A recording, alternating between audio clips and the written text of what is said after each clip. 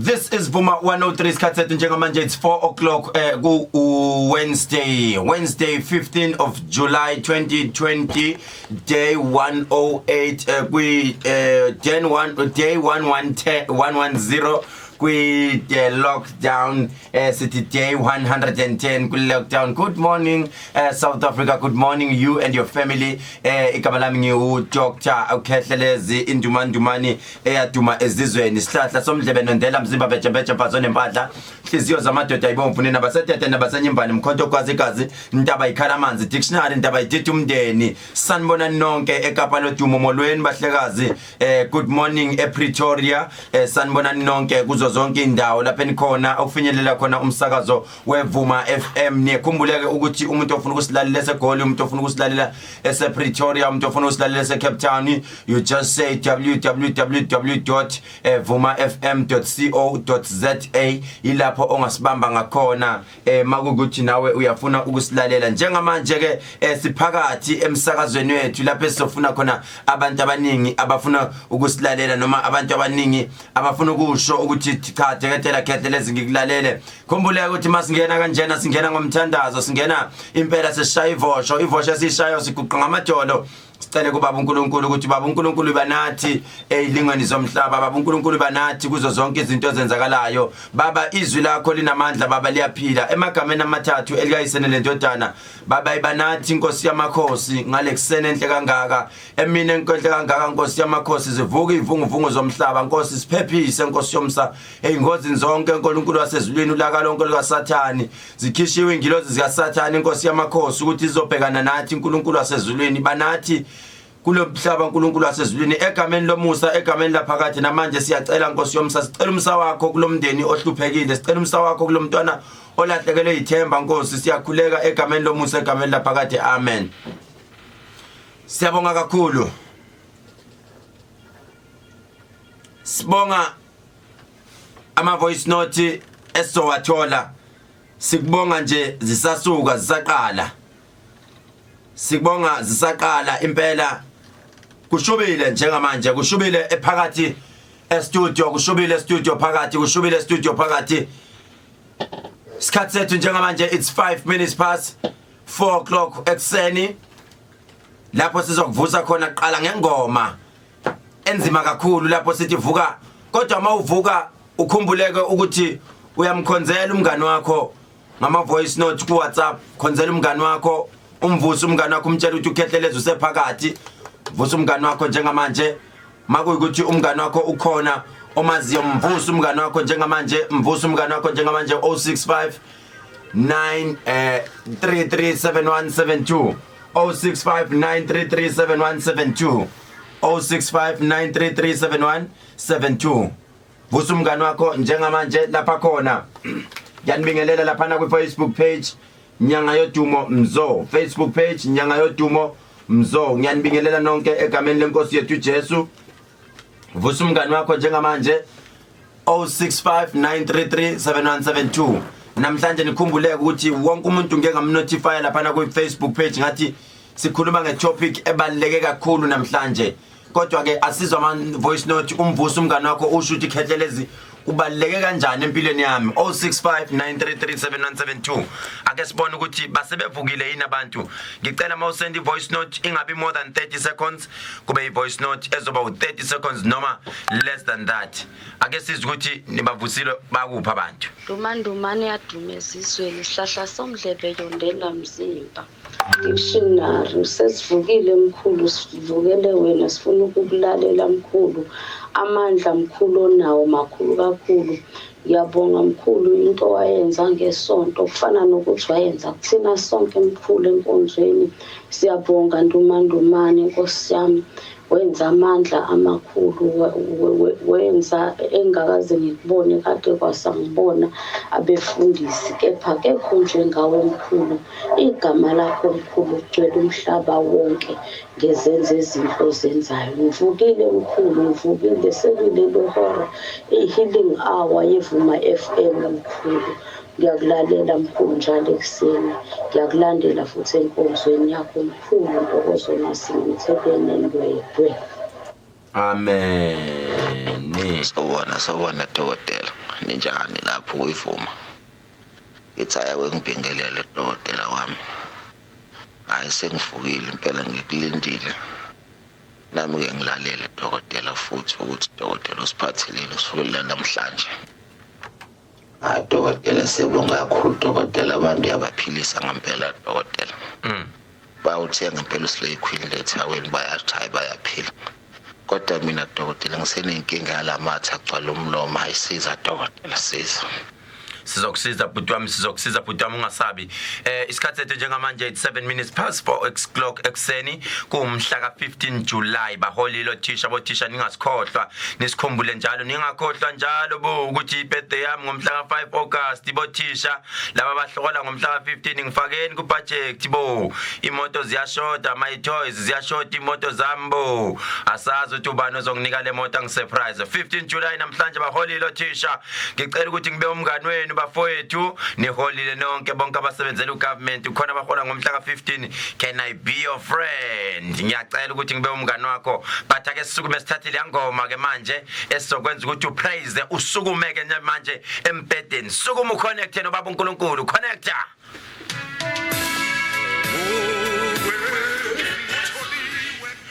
That was ubabo Squi ubabo Ngcobo udeliwe isikhathi sethu njengamanje it's 4:13 bengizama ukuvusa umuntu osekhaya bengizama ukuvusa wena sisi bengizama ukuvusa wena bhuti njengamanje sigijima kakhulu sigibhekela phana ku-5:00 ekseni umhla ka-15 kuJuly uday 110 day 110 kwi-lockdown niyazi ukuthi uhulumeni siyazi ukuthi uqinisile umthetho kakhulu wathi asibuyele emasisweni tshwala buvaliwe wonke umuntu wathi after 9 akafuna ukubona uphithizela ngaphandle ngoba uzokubopha angeke adlale uzokubopha impela bona uthi shukuthi awufuna ukuhlala endlini akuyohlala emasayilini ke uhlale lapha ejele uhlale noma 2 weeks ebese uyabuyela endlini ukuze uquarantine lapha ngaphakathi so siyacela ukuthi ke imithetho abantu bayigcine njengamanje ngicela ukuzwa ukuthi ubani ongilalele ngicela ukumuzwa lapha ku 086 10 10 300 086 10 10 300 086 10 10 300 ungakhohlwa wena mawunganayo airtime siqhubeka njalo ungisendela ivoice note ku 065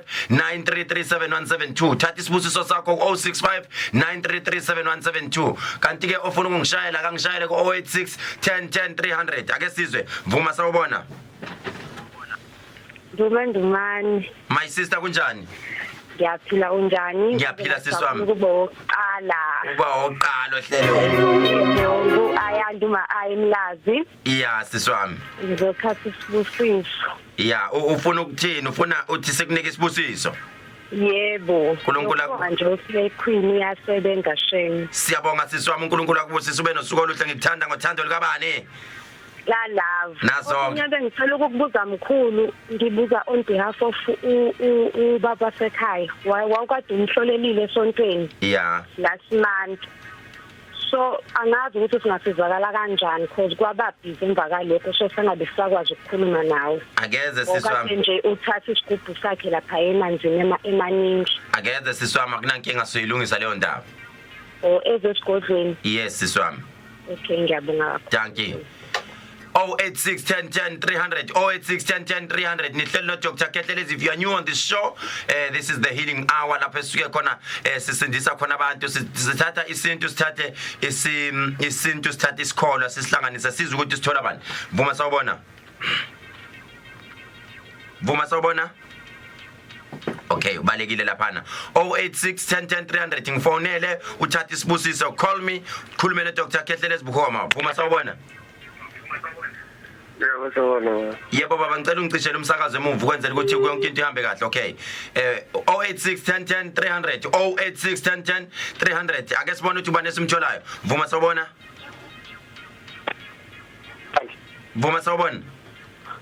Dumani nazo ke bhuti sikhuluma nobani kuphi khuluma nothula nawacele la imlazi hayi ngithengile uSlay kodwa manje inkinga hayi ngilandela abantu besifazane kakhulu manje ngathi noma uzophathakana into zami benza njani abantu besifazane hayi bangilandela bangibongelela ngabalekela uma ingane manje sengibuke sengishimile manje sebebuye umama manje asazi ufuna ngenze njani hayi senzoqala uSlay bayakulandela bangilandela manje bonke abantu bangibikela nasendleleni manje sekusuka izinto zami zophatheka manje ngithola nomsebenzi iloko mfowethu sikufunayo sifuna ukuthi umsebenzi uthole uzothola umsebenzi phela ukhumbula ukuthi uSlay Queen kufakwe omunye umuntu lapha abathi uziyamlandela so mazimlandela vele intombi izokulandela. Okay ngiyabonga umkhulu ukukhuluma nawe ngiyabonga. uNkulunkulu akubusise bhuti ube nosuku oluhle sikuthanda ngothando luka Love Live Station. Nami ngithanda la lapho. Danke bhuti. 0861010 300 0861010 300 0861010 ngifonela uthatha isibusiso sakho njengamanje niyazi ukuthi sibheke itopic enzima kakhulu namhlanje kune topic esifihlile ezokuthusa ezokusurprise ungabaleki njengamanje njengo 20 past siyaqala siyangena kule topic ungabaleki vusa umngane wakho umtshela ukuthi kune topic ukhehlelezi nayo ngifonele njengamanje take the blessings vuma sawubona. Yebo Ndumani. Yes baba kunjani sikhuluma nobani kuphi? Ukhuluma noZamani wakagumbe emagabheni. Zamani Gumbe emagabheni ufuna sithini buti? Ngiyinhlushile into ukuthi ngaza la ngibetha into zamazambi kahle. Lalela ukuze siyiteste lento uthi ngempela wazala wembethe awuye lapha ekhemisi kaKhehlelezi e407 Salmon Grove ufike uthenge impepho ebhale umaxhumanisa yezwa. Okay. Thenga impepho ebhale umaxhumanisa ebese uthenga neMagic oil lezi zinto uyihlanganisa nzombili by the time ivutha lempepho ebese ushisa ikhandlela eliyelo uzolithola futhi nakhona lapha ulithenge lelikhandlela ushisa ikhandlela eliyelo bese ukhuluma emsamo ungitshele ukuthi within 3 days uyisebenzisa lokhu usebenzisa lezi zinto uyini oyitsheliwe ebusuku lele impepho eshiswa abantu abathi bona bazalwa bembethe noma basuspect ukuthi bazale bembethe iyona into yokuconfirma leyo mpepho leyo angituzwile. Yeah, ngiyakuzwa. Danke bhuti. Okay, ngiyabonga. Vuma 103 if you are new on the show it's the healing hour igama lohlelo olishayela uDokotela uKhehlelezi olishayela uArchbishop ngaphansi kwebandla isithelo sika Jehova ima ufuna ukusibamba ungasibamba laphana ku 103 Vuma 103 frequency siyakubingelela mawuqala ungena kwishow nalo sabayo ukufona sithi ungasabi mfowethu Vuma sawubona. Cool. Angikuzwa bhuti. Sabona munjani? Siyaphila baba kunjani sikhuluma nobani kuphi? Ngikhona Mthonisho Mandla kapheli eNtuzuma baba. Mandla kapheli eNtuzuma indaba wena wathi awumandla kapheli. Ashithi wabona ukuthi ngizoba namandla emhlabeni mengicabanga. Okay bhuti ufuna ukuthini namhlanje? Mkhulu hamba ngalapha la elephuzeni ekhemisi usanda kuyivula ngathi ngothenga uSlay Queen ayingandlela ngokugcwele ngayo ayikhona ngasihleka mkhulu. Yabona ke mawungaya manje uzofika ushaye nezithombe ushaya umoya kamnandi manje uma ungaya nje kusasa mfowethu uvuke nje ekseni uyele khona uvela uye khona lapha Salmon Grove kushaya umoya kamnandi uyofika uthathe noma yini oyifunayo. Angajabula buseke ukukhuluma nawe emkhulu kanti ngangifisa kanjani ufika ngemoto sesishawile ngomafoti lapha ngathi mina acuma kancane emkhulu ngangihamba ngemoto enjani maybe kwakungamina maybe kwakumfowethu kwakuyimina yini ngangihamba ngemoto enjani abona nje imoto ifika lapho ngathi kwakhona lebovu uyabona ukuthi kwakungamina impela awu kwayinjani imoto engangihamba ngayo hayi ukuthi kwakugcwele kakhulu mkhulu ngabona nje kancane manje ngangabona kahle nje wabona nje wena kushaya amahude bona ngishaya amahude kujatshulwa nje yabo ngathi ngobheka hayi ngangabona kahle yabo hayi phela ngibonakali kalulu ukungibona kwakho inhlanhla ukungibona nje kwakho inhlanhla madoda yabona nje into okufanele uyenze mfowethu month end the first week of month end first Saturday makuphela inyanga nje let's say iminyanga iphela ithenga umhla ka1 ngomhla ka2 3 4 5 laphana ngeSaturday yokuqala yange first week of the month kuzobe kune special uvuke ekseni kakhulu uzongibona ke lapho wenze show uthi mawuvuke ekseni ushisa impepho uthi ngicela nje ningenze ngimbone lo muntu ukumbona kwami nje uzozamana kanjani Ndumani yandumana wonke umhlaba. Danke bhuti ube nosuku oluhle sikuthanda ngothando luka Love yezwa. Ngibonga kakhulu mkhulu. Danke bhuti. This is Vuma 103 njenga namhlanje itopic esikhuluma ngayo sikhuluma ngento ejulile. Sikhuluma sibuyisa ithemba kuwe ekhaya. Lalela njengamanje mlaleli. Vuka manje mlaleli khona into esithintayo. Khona lapha esibheke khona manje mlaleli bese sifuna wena ucela ukuthi uvuke. Vuka gogo, vuka mama. awavuke bonke kodwa oma securities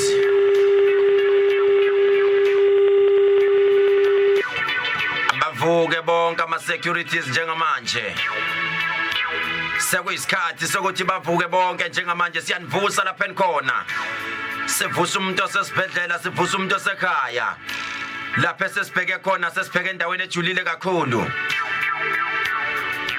kukhona into esawithinta lithi iBhayibheli engikwenzayo angisakuthandi kodwa ngoba ngikhutshwa isono ngiyithola sengikwenza ngoba ungayibona ungasena nembeza khona lapho usuku usushayeke khona nembeza uyamudla umuntu iziye nganacala ikuthola ukuphumula sisho kanjalo isiZulu siswami ungadlali ngaye lo abhuti ngoba unedlozi nawe bhuti ungadlali ngaye lo asisi uloku umbhanqe nabantu abaningi kanti kudala nisuka nani nihamba niwa nivuka naye isiZulu sithi akekho umuntu onganali idlozi namhlanje siyobheka indaba ebalekile indaba enza abanye bayibulale abantu abaningi balahlekelwe ithemba abanye abantu basebefuna nokuyibulala ngoba baswele umgodo wokucasha topic ya namhlanje ijule kakhulu topic ya namhlanje izobe lapha abaningi emphefumulweni topic ya namhlanje kufanele sibhekisise ukuthi wena umi kuphi lapho mikhona yabona siyababingelela bonke abahamba ngeimoto sithi njengamanje thulisa umntwana uma esekhala njengamanje vusa umntwana wakho vusa isihlobo sakho tshela ukuthi uKhehlelezi khona into azoyithinta kunento esizoyibheka namhlanje ejulile impela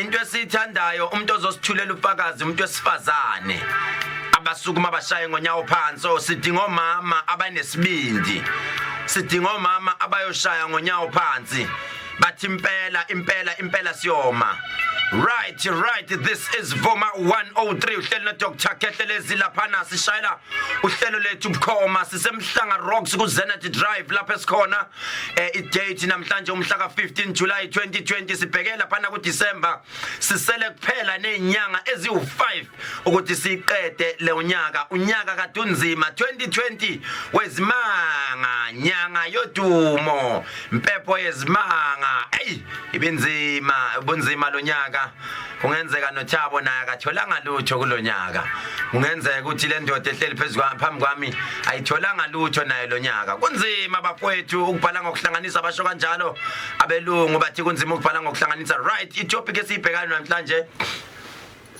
sibheka lezi insuku abantu badidekile sibheka lesi sifo sepandemic noma sibheka lolubhubhani lwecorona ebese sibheka sibese silanda umuntu oyi-expert noma oyi-life survivor owabanjwa yona ukuthi naye usenayo sithema simthola lo muntu samcela samncenga sathi sicela ukuthi uzobuyisa ithemba kumuntu osekhaya umuntu oseyibanjiwe ngoba kunabantu abathi mase betestwe positive bese bedecide abanye badecide ukuyibulala kunemndeni ukuthi mase umuntu ekhaya sebanjwe positive noma bangani ngoba phela umngani nimgada umngani bayajika athi mayisejika umuntu bambandlulula umuntu bangafuni nokuhlala naye noma esesindile kulolibhubhani bambandlulule bathi cha lo muntu kungenze ukuthi sekhona lento but namhlanje silanda umuntu impela wayesebuthwa nezibi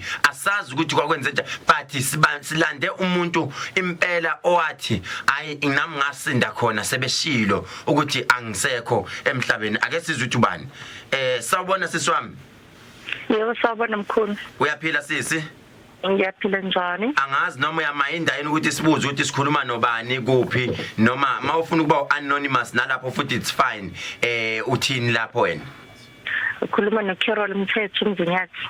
Wow, Carol Mthethwa all the way from Emzinyathi. Siyabonga sisi okoqala nje ngithanda ukubonga ukuthi as umuntu wesifazane usukumile waba strong wathi no man ake ngisukume ezibalela iminyama ake ngisukume ngithi no ngithathe lesinqumo ngithi ngifundisa abantu ngalento abantu badidekile ngapha nangapha siswami sicela usithathu sibeke ukuthi wena uma utholakala ukuthi upositive wabanjwa this corona thing into yakufikela qala wena emqondweni wakho wafikelwa yini? Okay. Mkhulu, uma ngabe usuya lapha yawo testa oqala nje into esuke kuyenzeka akuyona lo suke sitshelo expectile ama symptoms atsheliwe. So mina kwenzeka kwahluka kuma symptoms ajwayelekile la ukuthi uyakhwehlela, uphathwa isifuba wenze njani kwahluka. Ngavele ngezwe ngigodola nje ibheki futhi ngagodola umzimba wonke ngigodola ibheki.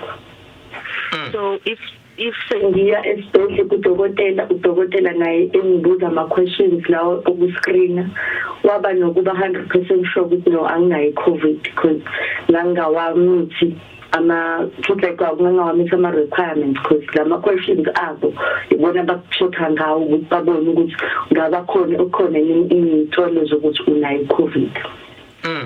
So ngayo kokuqala udokotela kulesithathu wanginika treatment ngabuyela ekhaya ngasebenzisa treatment on Friday ngaphindela udokotela futhi because ngizwe ukuthi hayi ukugodola akunile ubanda ibheki kuphela ngathi mangibuyela kena Friday wabe decide ukungirefer esibhedlela ngayo admit mangifika esibhedlela imake sisi mayikuthatha kokuqala ekunika this treatment useyitholile noma akakayitholi yini?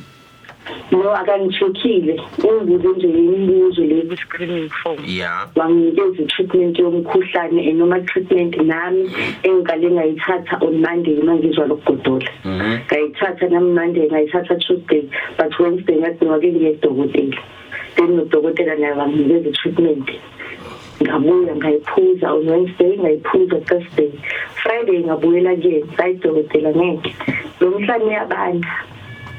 So wasekuba ukuthi hayi no ake uhambe esibhedlela ngizochecka further ukuthi kwenzakalani. Ngahamba ke esibhedlela ngaleso sikhathi namandla seyaphela sengishawa isizi akusenje ngoba ngangifika Wednesday.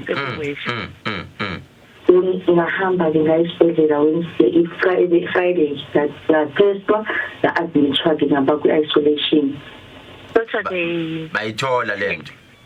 Saturday ngo-10 kwabuya ama-results 10 wantambama esebusuku kwabuya ama-results because ngiteste ngabo-6 on Friday then the following day ebusuku kwabuya ama-results then bangitshela i-problem inaleli gama elithi positive ngoba kwahamba ingqondo ngabuka abantu ukuthi bazothini bazongimukela ukuthi wasekunalesifo yona ngiyangitatazelisa leyo futhi ngabona ngiphelelwa yithemba ngayibona ngwaba ngishamafu ukuthi hayi phelile ngami. Then the following day on Sunday ngifone Saturday ngifonela abantu engicela ukuba nabo bathola ukufunakala ama contacts ayingifone ebusuku ngivusa abantu ekhaya ayinansi indaba la sekukanje. So on Saturday angizangilale azangize kulaleke cabanga abantu ekhaya ukuthi ngibathelelile mhlambe yonke leyo nto abantu emhlangane nabo nje okay.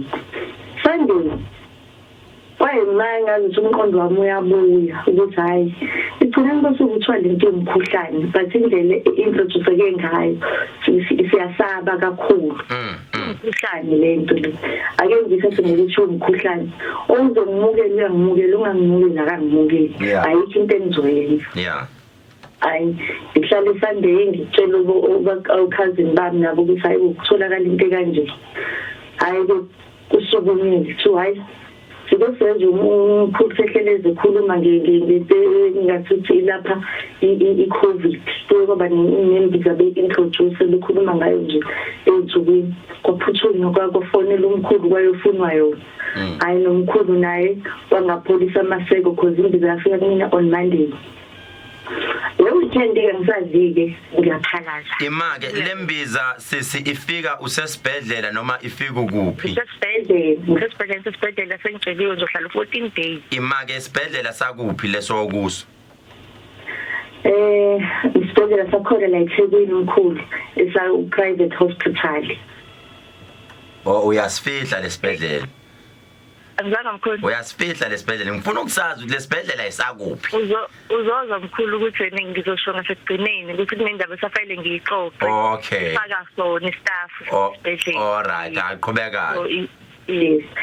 and then ifike ke lembiza ke mayifika lembiza indlela yokuyiphuza xa ngiphuza ifudunyezwe ngiphuza kuseni kodwa ngiphuza intambama okay ngizokwenza njani ngisibhedlela angiphumi eroomini awuphumeli ngaphandle iroom ohleli kuyona ine-toilet lakho ne-TV yakho lapha awuphumi because no nurse noma beza kuwena nodokotela bagqoke ngathi bezeqhweni bonani yinkinga yomuntu ngoba nje kwathi ngisho nesi buza efanele ezemina kwake kwathi ngiphalaza ngise-bathroom kwathatha mhlawumbe 30 minutes ngaze ngaqeda okwakungiphethe ngaze ngancenga ngaphindela embhedeni ngenxa yokuthi usabuzongena uthi usagqoka ngafonela okhazini wami kwazi ukufonela isibhedlela ukuthi hayibo kanti mase kunale sifo sefale umuntu alahlwe yena sikwazi ukuzombona yini lapha nikwazi ukumnakekela ngendlela yibona kuphi file isikole isibhedlela nike sizombona ngoba nikwazi ukumnakekela kwaye manje ngithola ukunakekelwa ke okungcono ay futhi neso sebusuku kokumuntu omnyama ngikhuluma naye sisi nginenkinga lana ine-treatment esenginayo la yesizulu sizanye ufakwe ngathi kufakwe impahla ine-treatment la yezulu engicela nje usizo lokufudumezela yona kuphela wathi hayi sisi kuyazanywa ayikho into esizoyenza ngizokufudumezela futhi ngizofudumezela ntambama kufudumezela ekuseni mase ngenza ama-round ka-5 then uzokwazi ukuphuza kabili ngaleyo phela yakhe hayi nangebala bathi unesiwangisiza wangifudumezela-ke njalo ekuseni ngithathwa amagazi kulo 14 days nje uma ngithathwa amagazi njalo ekuseni hayi-ke athi usisike emakhambini insuku sekungcono kama-symptoms sekwehlile sengiyi-right after 2-3 days ngoba futhi umkhuhlane ubamba like 2-3 days bese kuba nokudedeleka ngiyayenza i-treatment elesibhedlela ngifakwa ama-drip ngenza yonke into but nginenkinga nje nokuthi akudleki nje i-taste ayibuyi emntwini hayi sengiqalile-ke ngiphuza no-slay queen ngapha amande entambama Tuesday, Wednesday, Thursday ekuseni thatha amagazi Thursday intambama abuye unesi lokusebenza night shift kangibuza sisi ngabuya nalo ulwazi lokuthi i-COVID ikubambe nini abuya ikhuzi naye azombuza ngokubuzayo nami ngoba akulula phela ukuthi wazi ukuthi mina anginalo ulwazi kodwa ngiyacabanga ukuthi emva kokuba sesibe nama-case emsebenzini kwaqala ngaleso sikhathi lo Friday ase ukuthi indlela amagazi akhe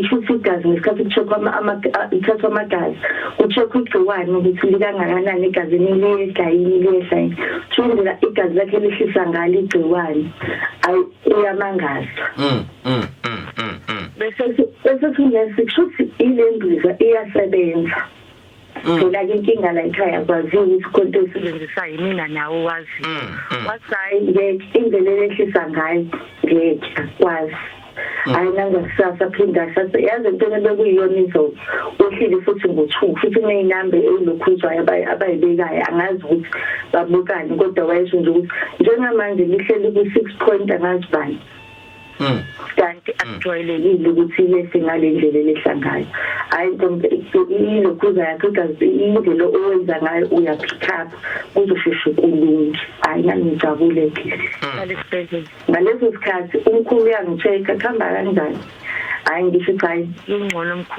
mkhulu so ngiphuze-ke kuze kube ukuthi kufike ekugcineni kulo-14 days hayi ngihambe bafike bangitheste babe ngithesta abuye ama-results athi positive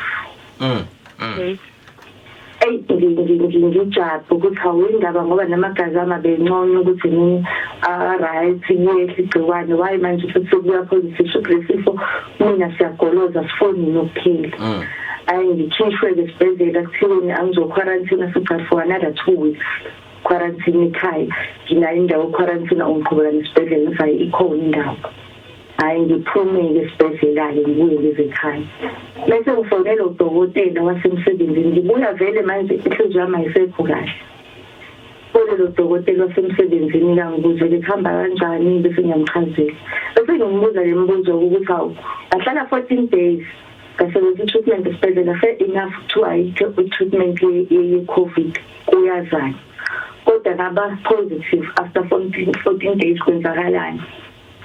As you know, i-problem kuyi-system, i-COVID isahleli kwi-system yakho.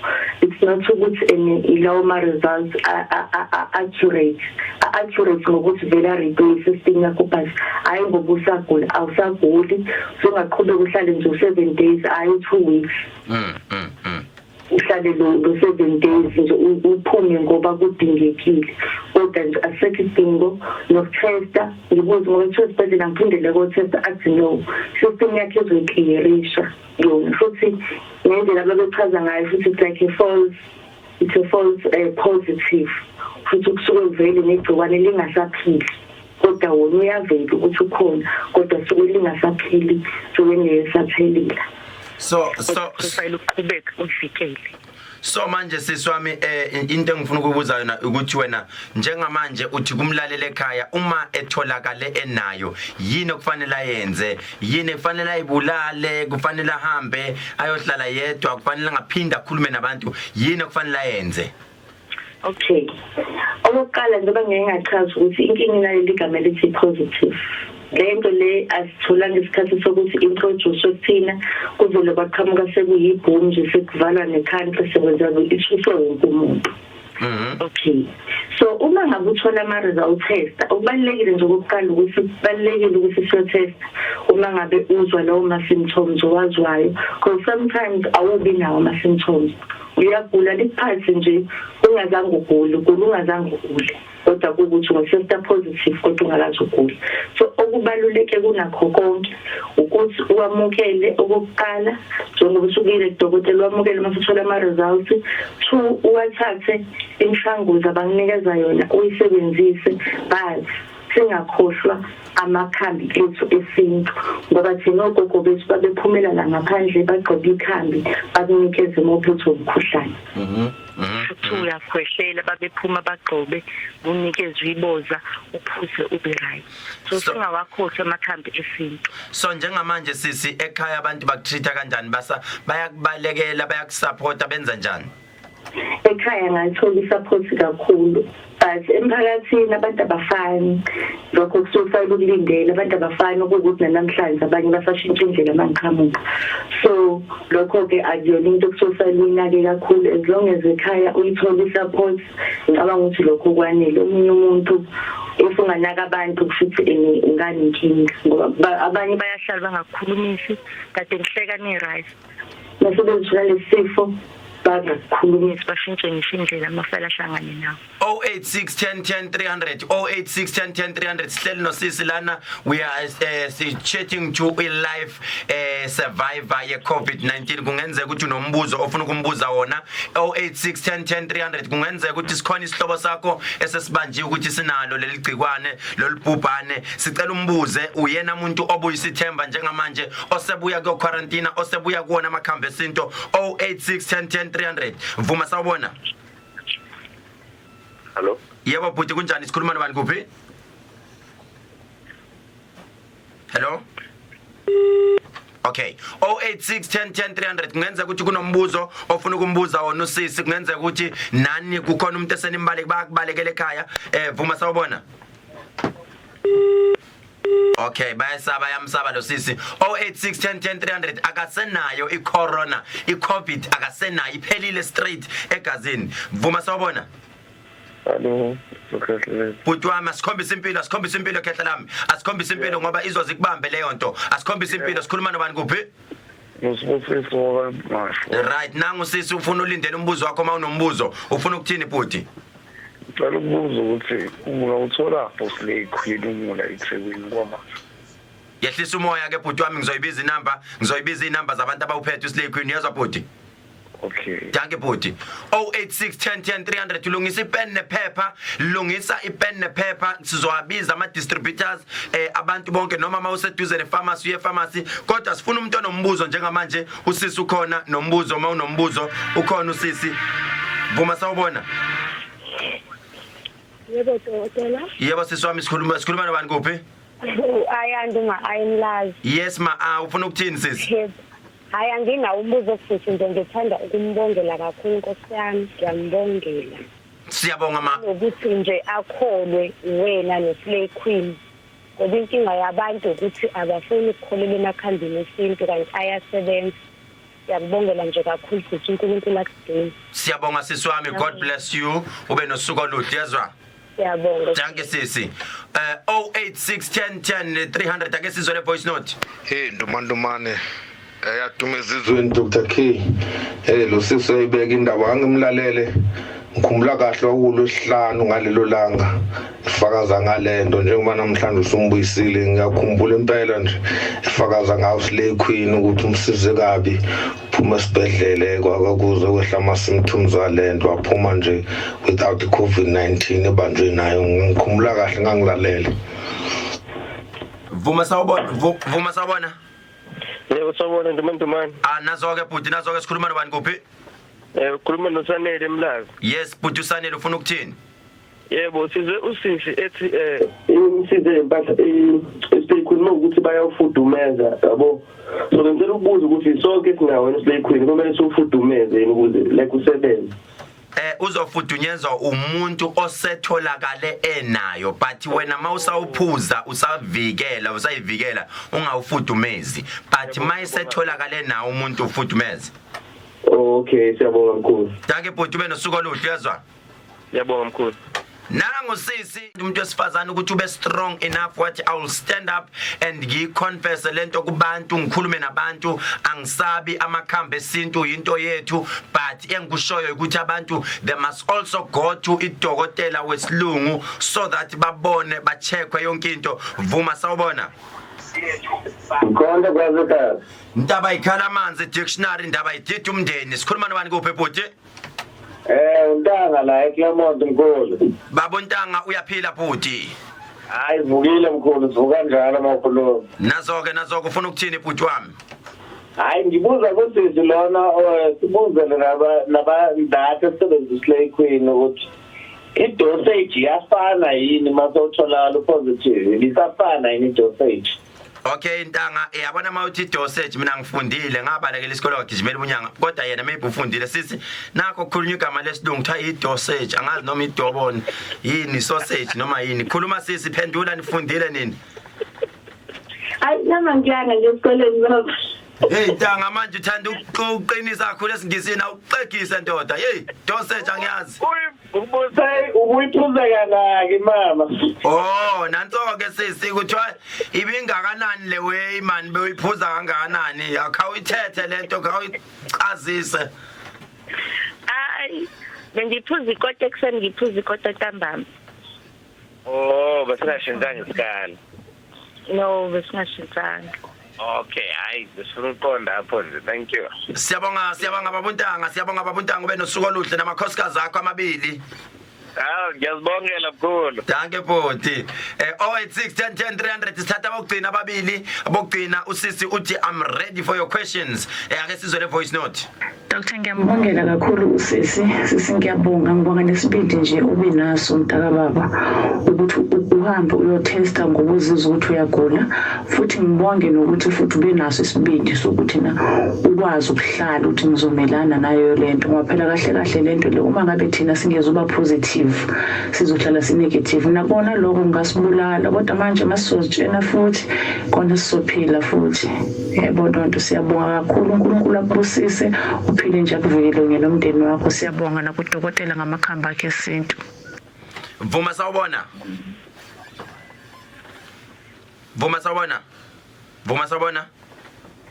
Yebo baba. Asikhombisa impilo mfowethu lo sisi usevukile lo sisi asikhombisa impilo mfowethu sikhuluma nobani kuphi? Ukhuluma noSandile Tapata. Ngikhuluma nobani bhuti? noSandile. Ukhona umama wasekhaya unaye umama wasekhaya? Cha nginaye. Unaye? Yebo anginaye. Awunaye bengise ngifuna ukuprofit ngeke ube naye uphansi kakhulu khuluma mfowethu nyosizwe. Ngithi ngibuze lapha ukuthi yazi nami nginenkinga kanjalo ngoba la anginaye umuntu osovane ngathi ngishumile. Yeah into yokushimisa ukhulumela phansi kakhulu. Unyuse nje izwi. Manje usufuna yena lona lo sisi lo hayi ngeke mfowethu hayi ngeke hayi uzosishama umkhonyana wakhe hayi yabona ke sizokunika inamba yomunye uhlale nje emsakazweni thatha inamba yazo. Okay, thank you mfowethu. This is Vuma 103 ubuthi manje uThushimile Khehlelezi umondlo entandane abafuna abantu bamantama besifazane ngiyabanika abafuna amakhambi ngiyabanika abafuna izibusiso ngiyabanika. Hayi Khehlelezi bafuna amakhambi kumina abafuna imoto yimi abafuna inhlanhla yimi. Hayi Khehlelezi ake sithathe okugcina 0861010 300 0861010 okugcina esimthathayo njengamanje siza ukuthi yena ufuna ukuyibuzela uthini kusisi ngithanda ukuthi umuntu wesifazane Vuma sawubona. Ndomandumana. Naso ke futhi sikhuluma nobani kuphi? Ukhuluma noFire Stena Ndomandumana. Ungabusisa Ndomandumana. Kade ngangifisa ukukhuluma nawe baba. Yazi ngiyabonga kakhulu Ndomandumana ukuthi lo sisaziveze. Akaphakamisa igama lithi Slay Queen. Aloko liphakamisa njalo nathi siyaliphakamisa baba. Kodwa Ndomandumana ngicela ukubuza baba. Yes buza futhi. Lo Slay Queen uphuza kabi ngosuku. Uphuza kanye ngosuku ikota yeglass bese uphuza amanzi amaglass awu2 that's it. Ndomandumana yazi khona into esengiyibona Ndomandumana ukuthi mhlambe bengathi ebusweni wami ngibuze nguluku. Phela ukhumbula ukuthi mase uchaza sithi nonesichitho ngaphakathi iyayishaya lento. Danke mkhulu. Danke futhi ube nosuku oluhle yazwa. Thank you. Right siswami into esizoyenza angeke ngisasho ukuthi shiya amanamba akho ngoba nginqena ukuthi kunalabantu abafana nawe umngane wami lo oqeda kungena emva kalona lo othushimile. Hey uSlay Queen sisi udonsa abantu abakude buka nje usutholile buka nje ungena ohlelweni ubhuti uyifunela wena nje la hayi mkhulu. Hey usuyitholela umuntu kodwa ke ngicela ukuthi inamba yakho ungayishisi if ever no Facebook noma no Instagram noma no Twitter you can just tell us ama social handles wakho so that abafuna ukubuyisa ithemba because njengamanje silalelwa abantu abakwarantinile sibalelwa abantu abasesibedlela bafaka ama earphone bathi ngeke baphinde basinde banaleyo nto nje sifuna nje uba motivate umuntu ubuyisa ithemba kuyena because you will never know sis uNkulunkulu uma efuna ukukubusisa kunesilingo aqala kufake kuso you will never know uNkulunkulu sisi kune bridge into kade efuna ukubusisa ngayo ebefuna ukubusisa ngokuthi aqale akufake lento so that umotivate abantu ukwazi ukulishumayela lelizwi kubantu ukuthi no man nisengaphila mina ngibuya la ngithula ubufakazi entweni esengibuya kuyo utholakala kumbi ama social media platforms akho Facebook uCarol Mthethwa Facebook uCarol Mthethwa uCarol wakho it's CAROL then Mthethwa then no H Mthethwa wakho no H umthetho abayamazi isiZulu ngeke sisipelish isiZulu then bese sithi lana ku Twitter ukhona no ngiku Facebook phela Facebook phela inamba yakho sesingicela ungayishiyi ngisho nawe makuthi ubusumthanda lo wabhuti ngoba phela uyawudla nawe uSlay Queen nezinsizwa ziyawudla uSlay Queen manje ithola na phezulu thola ukuthi lo uyashama nawe uyashama niyashamana manje sala kanjalo le namba yakho ya ushami ungazi ungikhathe nomkhanyana wakho sala kanjalo sibonga isikhathi sakho sisi ube right niyodibana ku Facebook naye lo yanothe naye uyakuthanda seniyohlangana ku Facebook uyezwa siyabonga kakhulu mkhulu Thank sisi siyabonga right that was Carol Mthethwa from all the way from Mzinyati the life survivor owatholakala nalo leli gcikwane waseshaya amakhambi esintu wahlanganisa namakhambi kadokotela okushiwo ukuthi asebenzisane dokotela wesilungu nodokotela wesintu uma zingahlangana lezi zinto zisebenzisane sizoyinqoba lento that is the message esihambisa emphakathini ungathi masotholakala necorona ugoloze ube nenkani ungayi esibedlela hamba uyesibedlela kodwa mawuse esibedlela ubuye wakhumbule amakhambi esintu kodwa njengamanje into engishoyo kuwena lungisa ipen nephepha will be calling out ama numbers ala ozothola khona uSlay Queen ukuze uyiphuze ukuvikele ungashitholi usunalo leligcikwane njengamanje ngisawuphuza amanzi ngiyabuya This is Vuma 103 Skatsetu. It's 5 minutes before 5 o'clock. Siyabonga kusisi uCarol Mthethwa, the life survivor ye corona virus sithi lapha ekhaya ithemba siyalibuyisa uma kuyukuthi nawe utholakale nayo. Hayi man, ungazuthi uyibulale noma uphenike. Unanga usindile usaphila lo muntu.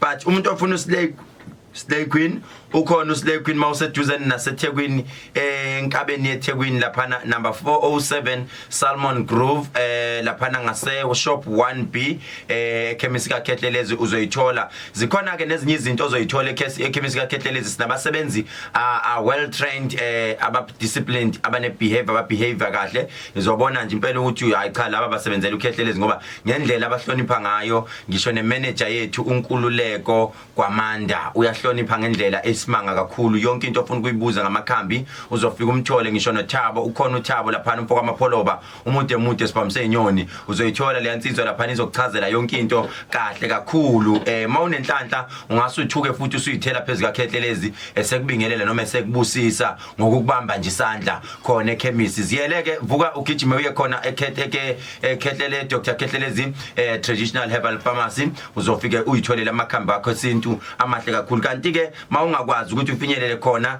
fonela ama distributors ethu kuyo yonke indawo bakhona. Sinaye ewaseKapa eKhehlelezi